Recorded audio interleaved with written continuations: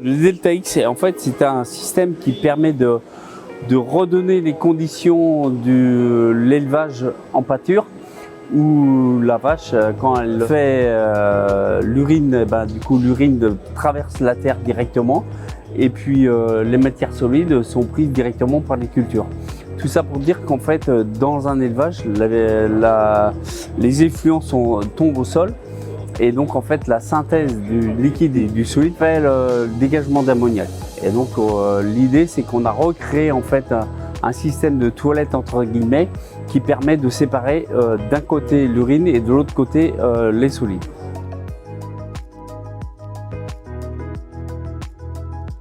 Donc là on a le système du sol dans le couloir de l'étable, donc avec des pentes à 3% en fait qui vont faire que du coup il y a une gravité naturelle, on va dire, qui va faire que les jus vont venir rapidement en fait dans le fond de la rainure, avec une courroie qui tourne, donc la partie du dessus qui va récolter la partie solide, voilà, qui va partir en bas de l'étable, et au retour la courroie qui va récolter par gravité le liquide et qui partira à l'opposé du solide. L'étape d'après, c'est de dire qu'est-ce qu'on peut faire en fait de l'urine pour essayer de valoriser en fait l'azote qui est disponible dans l'urine récoltée. Donc dans un premier temps, on va aller chercher à séparer en fait le liquide et puis le restant du solide qu'il peut y avoir, les fibres par exemple, les morceaux de paille. Donc on a un séparateur à vis qui va nous permettre en fait de repérer et d'évacuer la matière sèche compostable. Puis ensuite ce liquide là on va le nanofiltrer.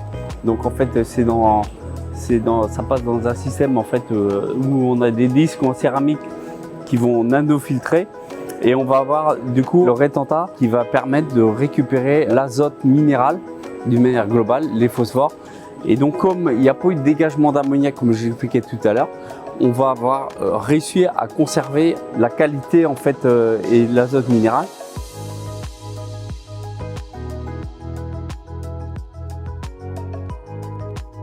On aura un système de camion qui viendra à la ferme pour nanofiltrer la partie liquide.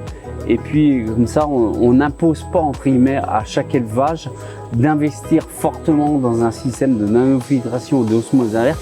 Donc ce sera un système de tournée en fait qui se déplacera pour valoriser la partie liquide.